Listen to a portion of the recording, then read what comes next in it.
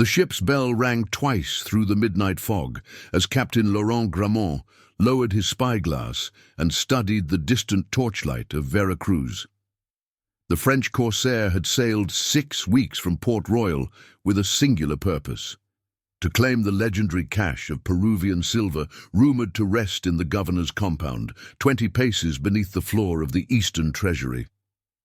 His informant, a drunken customs officer named Vallejo, had drawn the map with trembling fingers in a Kingston tavern, his eyes wild with fear and desperate need.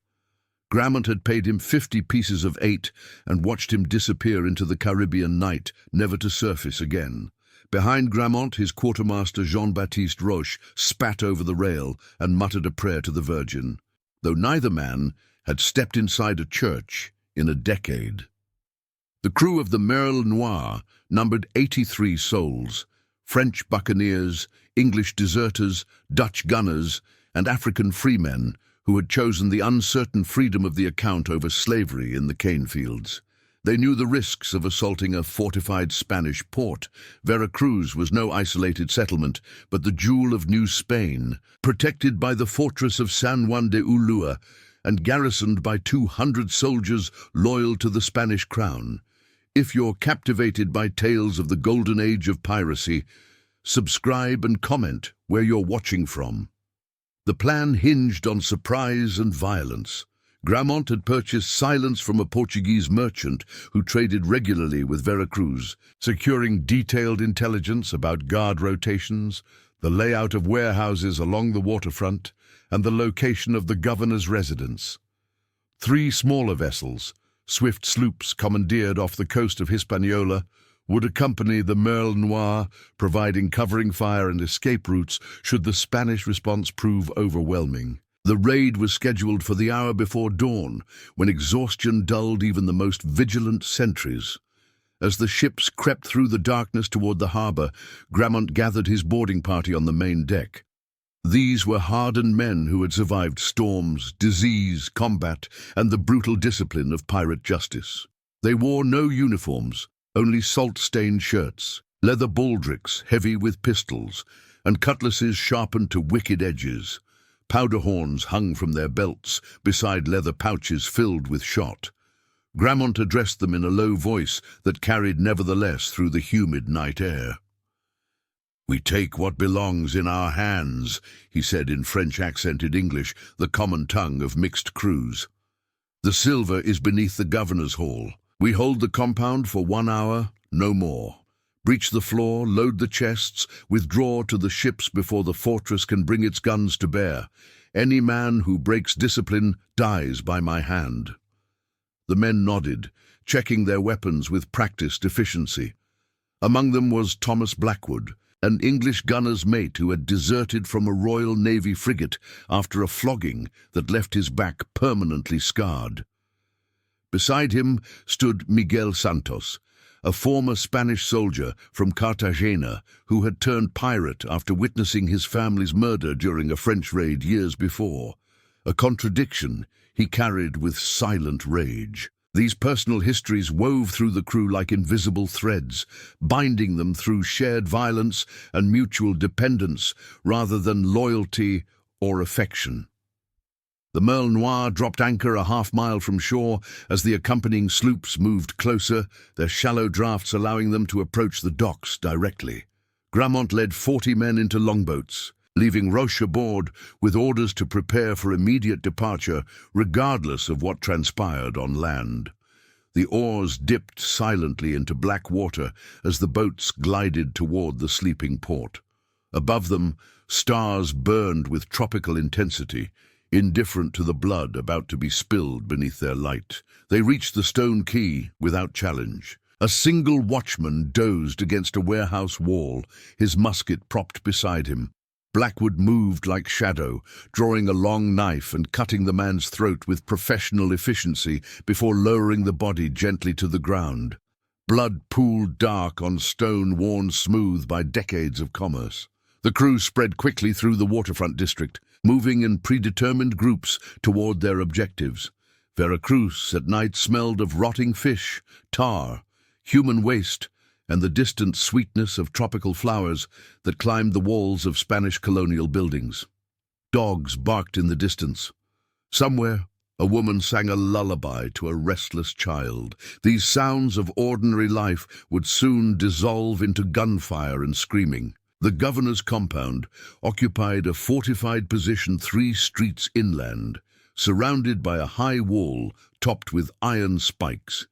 Gramont's intelligence had identified a service entrance used by servants and tradesmen, a wooden gate secured by a simple bar. 2 pirates carrying a small ram approached it, while others spread along the wall, pistols drawn and ready. The ram struck once, twice, and the gate splintered inward with a crack that seemed impossibly loud in the sleeping city. Spanish voices shouted in alarm. A musket fired from an upper window, the ball whining past Gramont's head and shattering tiles on a nearby roof. His men returned fire with a ragged volley that lit the darkness with orange muzzle flashes and filled the air with acrid smoke. Glass shattered. A body tumbled from the window and struck the courtyard with a heavy thud. The pirates rushed through the gate into an open plaza surrounded by administrative buildings and living quarters. Torches blazed to life as Spanish soldiers emerged from barracks, fumbling with weapons and shouting contradictory orders. Gramont led a wedge of his best fighters toward the largest structure, a 2-story building of white stone with heavy wooden doors bearing the royal seal. This was the treasury compound where Vallejo claimed the silver lay hidden. Combat erupted across the plaza in brutal close quarters. Cutlasses rang against Spanish swords. Pistols barked, and men fell clutching wounds that would kill them slowly unless infection claimed them first. Miguel Santos fought with particular savagery, his face twisted with memories that had nothing to do with the present battle. He shot a Spanish officer through the chest and then hacked at another soldier until Blackwood pulled him back, shouting for discipline. Gramont reached the treasury doors, and his men applied gunpowder to the lock mechanism, a crude but effective method. The explosion blew the doors inward, stunning the defenders inside. Pirates poured through the smoke into a columned hall lined with ledgers and strongboxes. A Spanish clerk cowered behind a desk, hands raised in terrified surrender. Gramont seized him by the collar and pressed a pistol to his temple. "The silver beneath the eastern floor," Gramont demanded in passable Spanish. "Where?" The clerk's eyes widened with genuine confusion. "There is no silver here, senor. The treasury holds only documents and small reserves for daily operations. The silver ships departed 2 weeks ago for Havana." This was announced throughout the city. A cold certainty settled into Gramont's gut. He shoved the clerk aside and pointed to the eastern section of the hall. "Tear up the floor, now!" His men attacked the stone tiles with axes and pry bars, working frantically as the sounds of intensifying combat echoed from outside. The fortress bells had begun to toll, summoning the full garrison. Time was collapsing.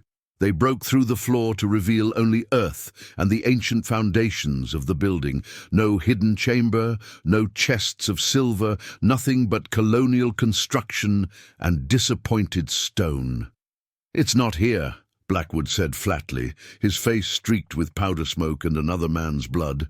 "We've been deceived."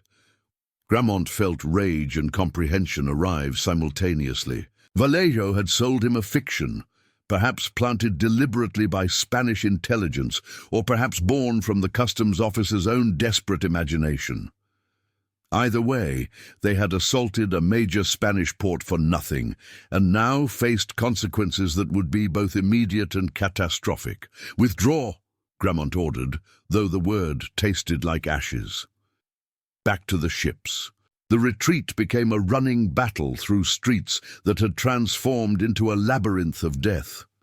Spanish soldiers poured from the fortress, organized now and fighting with the disciplined fury of men defending their homes. Citizens joined the defense, firing hunting muskets from upper windows and hurling roof tiles down on the retreating pirates. A cannonball from the fortress guns tore through a warehouse near the waterfront, sending a shower of splintered wood and masonry across the fleeing corsairs. Thomas Blackwood took a musket ball through the thigh and went down hard. Two comrades dragged him toward the boats, while he screamed curses in English and Portuguese. Miguel Santos simply vanished into the chaos, whether killed, captured, or lost in the smoke-filled streets. No one could say. Of the 40 men who had landed, 23 made it back to the longboats, many wounded, all empty-handed and pursued by Spanish fire that churned the harbour water into foam. The Merle Noire weighed anchor as her crew hauled the boats aboard with desperate speed. Spanish cannon fire from the fortress found their range, sending tall columns of water erupting around the ship. One ball struck the mizzenmast, sending a crack through the timber that spoke of future failure. Grammont stood at the rail, watching Veracruz recede into dawn light, his mind already calculating the political and personal costs of this disaster. News of the failed raid spread through the Caribbean with the speed of storm winds, carried by Spanish merchants eager to demonstrate their military superiority, and by Dutch traders who profited from all information. In Port Royal, the English colonial authorities, who had granted Grammont unofficial protection in exchange for targeting Spanish interests, suddenly found his presence inconvenient. Letters of marque that had once shielded him from piracy charges became dangerous evidence of official complicity. The crew of the Merle Noire began to fracture. Wounded men died of infection in the ship's hold, their agonized prayers echoing through the hull as fever consumed them. Others whispered that Grammont had known the raid was hopeless, that he had sacrificed their lives for personal revenge or political manipulation. Jean-Baptiste Roche, the quartermaster, called for a vote under the Pirate Articles, the democratic customs that governed these outlaw vessels. By a narrow margin, Grammont retained his captaincy, but the authority was hollow now, maintained only through the threat of force. They limped to Tortuga, that notorious haven of buccaneers operating from the northwest coast of Hispaniola. Here, among the rough taverns and makeshift fortifications, Grammont sought answers about Vallejo, the mysterious customs officer whose information had led them to ruin. He paid informants, threatened captives, and traded what remained of his reputation for fragments of truth. What he discovered was worse than betrayal. Vallejo had indeed worked in Veracruz customs, but he had been dismissed months before their meeting for embezzling minor funds. His map and story were fabricated, not from malice or Spanish intelligence, but from simple desperation and the delusion that any tale would be believed by men hungry enough for treasure. The customs officer had likely been murdered by common thieves in Kingston, killed for the 50 pieces of 8 Grammont had paid him, dead before the raid even commenced. The revelations spread through what remained of Grammont's crew with demoralizing efficiency. They had risked their lives, lost comrades, and destroyed their reputations for a fantasy born from a disgraced drunk's imagination. The psychological impact was devastating. Pirates could accept combat, betrayal, and even death as costs of their chosen life. But meaningless sacrifice, violence without purpose or profit, corroded the brutal logic that held their society together. One night in a Tortuga tavern, reeking of rum and unwashed bodies, a Dutch pirate named Kleist confronted Grammont directly. Kleist had lost his brother in the Veracruz streets, cut down by Spanish cavalry during the retreat. He rose from his table, swaying slightly, and pointed an accusatory finger across the crowded room. "You led us into slaughter for nothing," Kleist shouted in accented English. "My brother died for your greed and stupidity. By what right do you still draw breath?" The tavern fell silent. Every man present understood that this was the moment where authority either reasserted itself or dissolved entirely. Grammont stood slowly, his hand moving to the pistol at his belt. The French captain had killed men in duels, executions, and combat throughout his career, but this moment felt different, heavier with implication. "Your brother died, as we all might die," Grammont said quietly. By accepting the account, he accepted the risks. The intelligence was false, but the decision to sail was made by vote. We share the consequences together. Empty words, Kleist spat. You'll answer for this. The Dutchman drew his pistol. Grammont's weapon cleared leather fractionally faster. The shot echoed through the tavern like divine judgment, and Kleist collapsed backward, blood spreading across his shirt from a wound above the heart. He lived long enough to gasp 3 more breaths, his eyes locked on Grammont with dying hatred before his body went still. No one challenged the shooting.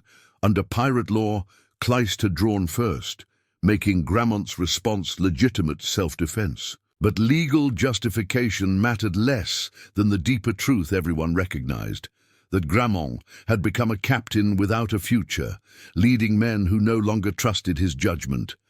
The Merle Noire herself was damaged, undermanned, and marked by Spanish vengeance.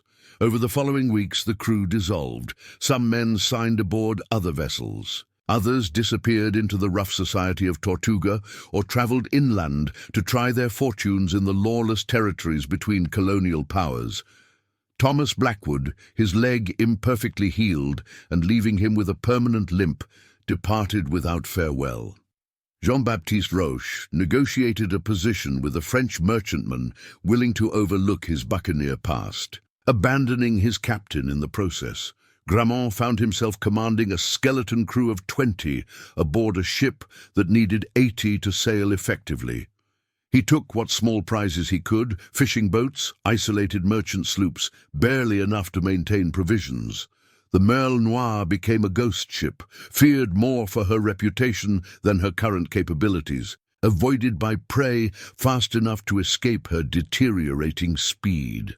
In the autumn of 1688, Spanish authorities in Cartagena issued a formal declaration concerning the Veracruz raid. The document, circulated throughout colonial ports and forwarded to European capitals, praised the defense of the city and announced that several captured pirates had been publicly executed in the main plaza as examples of royal justice. It specifically named Laurent Grammont as a wanted criminal with a substantial bounty, dead or alive. The declaration transformed him from a quasi-legitimate corsair into an international fugitive. He sailed to increasingly remote anchorages, avoiding major ports where Spanish influence reached. His crew dwindled further through desertion and disease.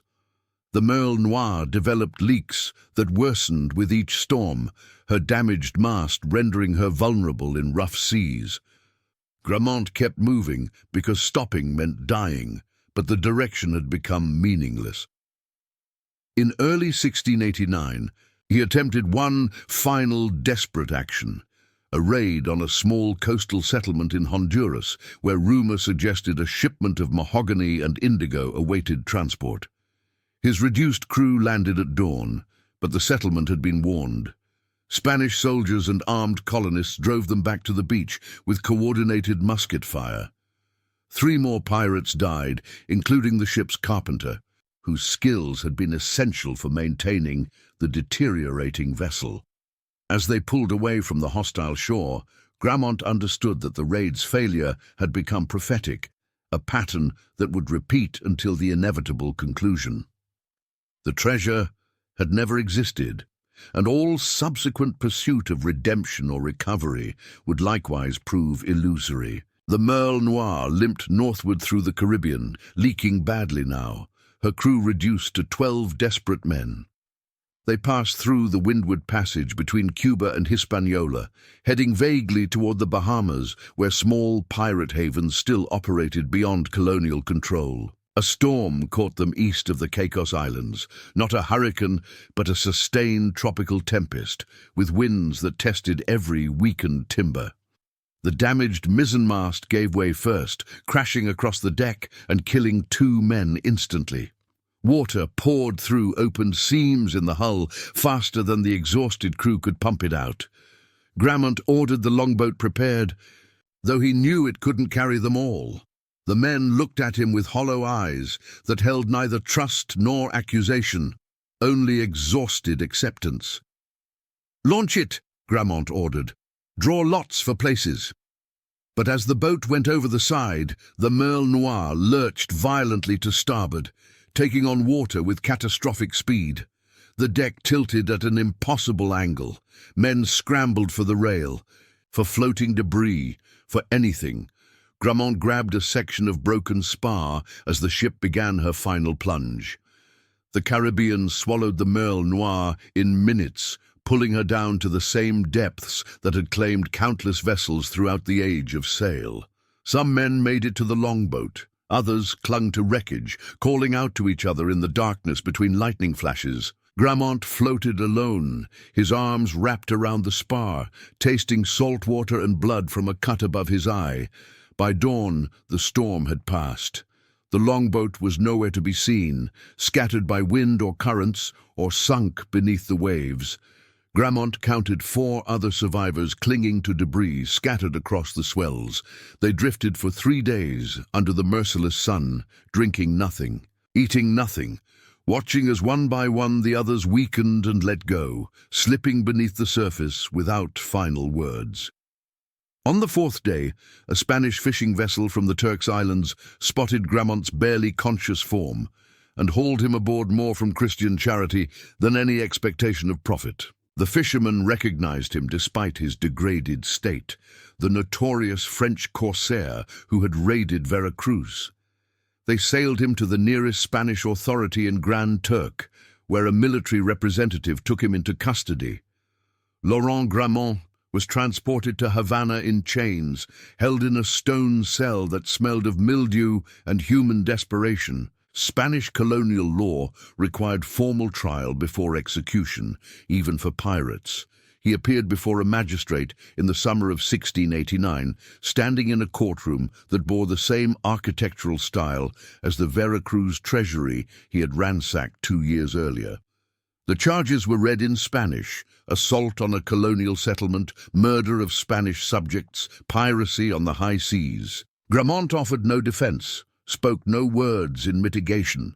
He had lived by violence and would die by legal violence, a symmetry he found neither unjust nor particularly meaningful. The sentence was pronounced on a Thursday afternoon, death by hanging, to be carried out in 3 days' time in the public plaza where citizens and sailors could witness the consequences of piracy. Grammont received the judgment with a slight nod, as if confirming an appointment. In his final hours, a Jesuit priest visited his cell offering confession and last rites. Grammont refused both.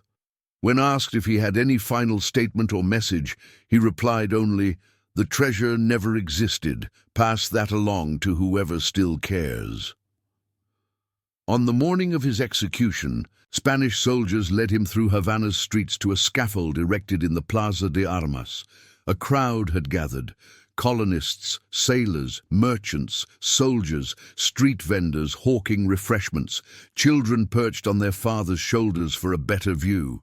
Public executions served multiple purposes in colonial society: entertainment, moral instruction, and demonstration of state power. Grammont climbed the scaffold steps without assistance, his chains rattling against the wooden planks. The executioner positioned him beneath the noose, adjusting the knot with professional efficiency. A colonial official read a final declaration about the wages of piracy and the justice of Spanish law. When they asked if he had final words, Grammont looked out at the assembled crowd and the harbor beyond, where ships rocked at anchor, continuing the eternal commerce of empire. He thought about Vallejo's false map, about the silver that was never there, about the men who had died pursuing nothing. He opened his mouth, then closed it again without speaking. Some truths were too bitter to serve as final statements. The trap door opened, and Laurent Grammont fell into darkness, his neck breaking cleanly, a mercy often denied to the hanged. His body was left on display for 3 days as prescribed by law, then buried in an unmarked grave outside the city walls alongside other criminals and indigents. the Spanish colonial administration filed detailed reports about the capture and execution, sending copies to Madrid and circulating them throughout Caribbean ports. The documents served as warnings and as evidence of colonial effectiveness in suppressing piracy. Within these papers, the Veracruz raid was described as a failed assault driven by greed and poor intelligence, a footnote in the larger story of Spanish naval dominance. But among the pirate havens and outlaw anchorages scattered throughout the Caribbean, the story of Grammont and the non-existent treasure took on a different character. It became a cautionary tale told in taverns and aboard ships during night watches, warning of the dangers of trusting unverified information and the seductive power of treasure rumors. The phrase Grammont's folly entered the informal lexicon of buccaneer culture, signifying any venture based on wishful thinking rather than solid intelligence. Years later, in 1694, a French privateering captain named Charles-François Duau visited Havana under a flag of truce to negotiate prisoner exchanges. While conducting his official business, he inquired after Grammont's fate from an old Spanish harbor official who had witnessed the execution. The official led him to the cemetery area, where unclaimed bodies were buried in common ground.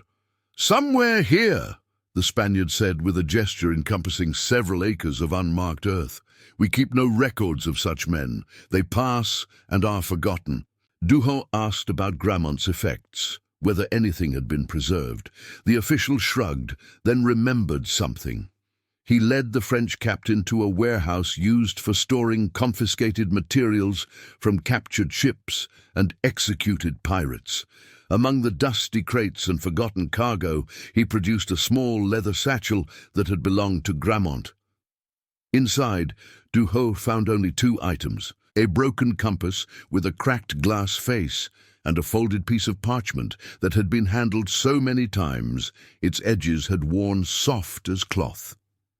He unfolded it carefully and recognized immediately what he held: Vallejo's map of the Veracruz treasury, showing the precise location of silver that had never existed. The map was beautifully rendered, with careful ink lines depicting the governor's compound, the treasury building, and a detailed cross-section showing the alleged hidden chamber beneath the eastern floor.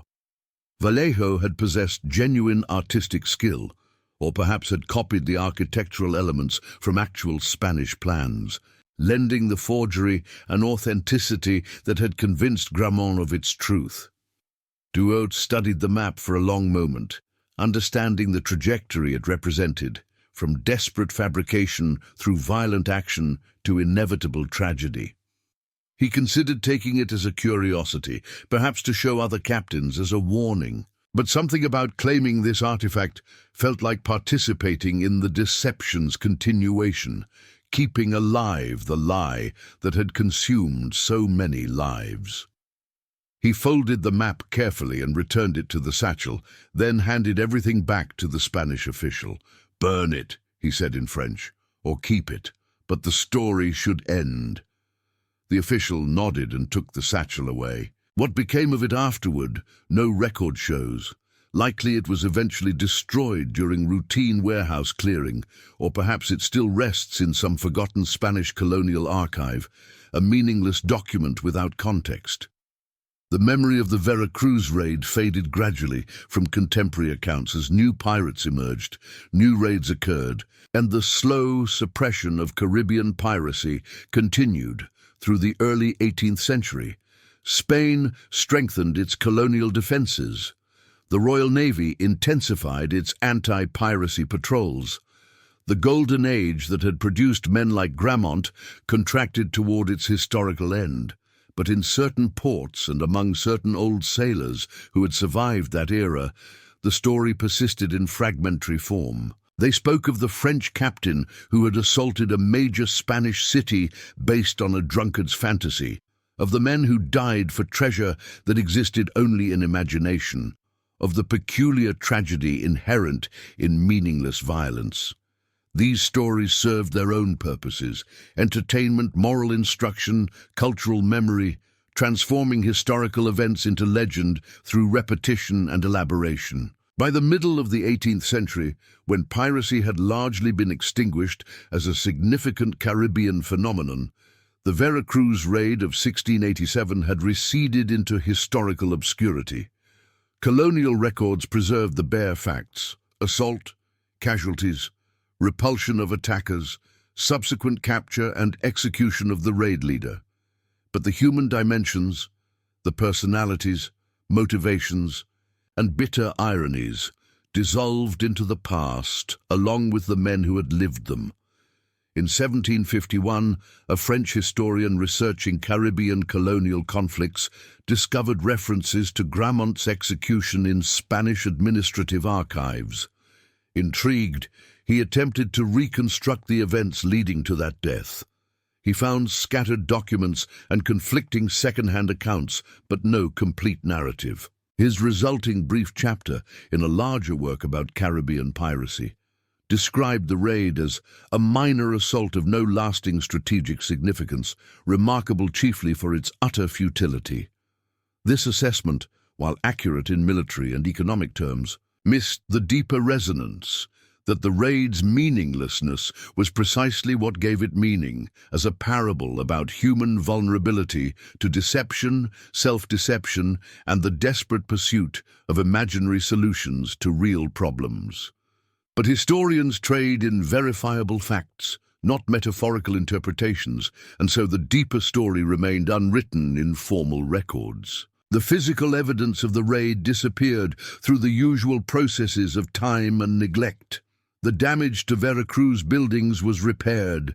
The Spanish soldiers killed in the fighting were buried with military honors. The pirates who died were left in unmarked graves or consumed by the sea. The Merle Noire rested somewhere on the Caribbean floor, her timbers gradually dissolving back into the ecosystem from which they had been taken. Only one artifact survived into later centuries through sheer accident of circumstance. In 1823, during a renovation of Havana's harbor warehouses, workers, clearing out centuries of accumulated materials, found a small wooden box containing various paper documents. Among these was a yellowed piece of parchment, showing architectural details of a Spanish colonial building with annotations in French describing a hidden treasury chamber.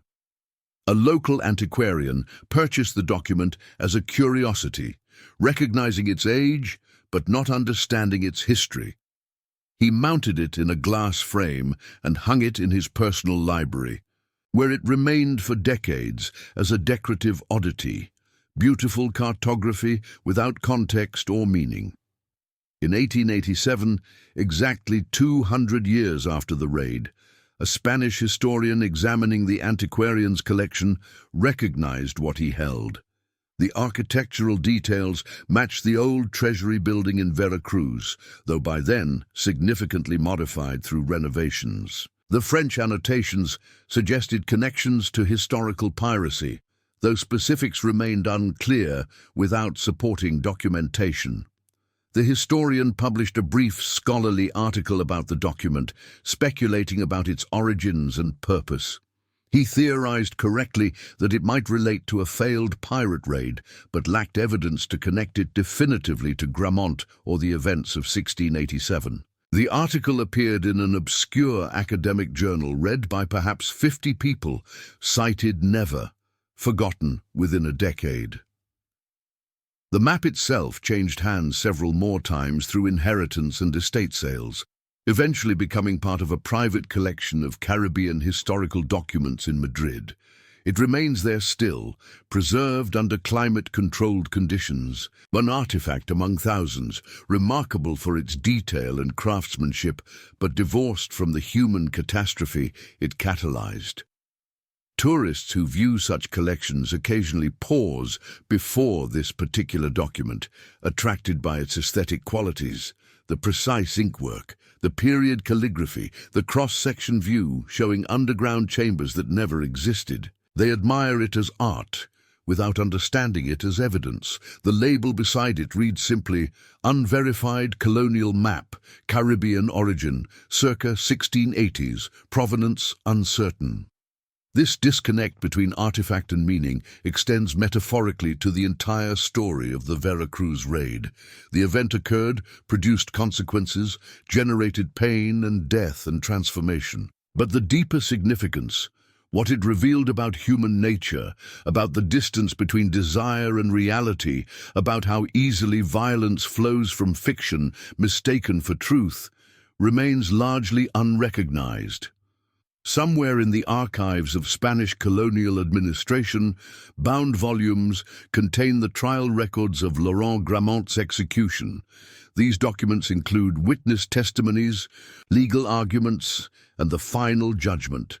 A researcher with sufficient patience and language skills could extract from them a partial reconstruction of his final weeks.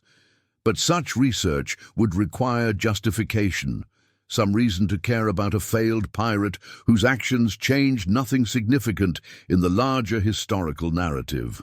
Similarly, the parish records in Veracruz from 1687 note the deaths of Spanish soldiers and civilians killed during the raid, their names preserved in careful script by priests who recorded their community's passages from life into death. These men left families, left gaps in the social fabric, left grief that rippled outward through their communities. But their deaths were soon absorbed into the ongoing life of the city, becoming part of its history of intermittent violence under colonial rule. The pirates who died in the raid, during the retreat, through wounds and infections afterward, in the storm that claimed the Mer Noire, and by execution in Spanish custody, left even fewer traces. Men who lived outside the law often departed existence without official record. Their deaths were not registered, their names not preserved, their bodies not marked with stones bearing inscriptions of birth and death dates. They vanished as thoroughly as the treasure they had sought. This erasure extends to the initiating figure, Vallejo, the disgraced customs officer whose fabrication set everything in motion. He existed, walked Veracruz streets, worked in colonial bureaucracy, descended into poverty and desperation, invented a lie that killed dozens of men, and died violently in a Kingston alley. But no monument marks his life or death. No record preserves his full name or origin or the specific circumstances of his dismissal from customs service. He became a ghost immediately upon death, influencing events only through his carefully drawn fiction. In this way, the entire story dissolves into historical silence, despite having happened as certainly as any battle or treaty. The raid occurred. The treasure did not exist. Men died. A captain was executed. A ship sank. These facts are verifiable through fragmentary evidence, but the emotional and moral dimensions, the betrayal, the realization, the bitter irony, the personal transformations, these cannot be recovered from documents alone. What remains is the map itself, preserved in Madrid, beautiful and false, showing with perfect precision a chamber that was never built to hold silver that was never there. It endures as the physical remnant of a shared delusion that briefly shaped human actions with lethal force before dissolving back into the nothingness from which it emerged.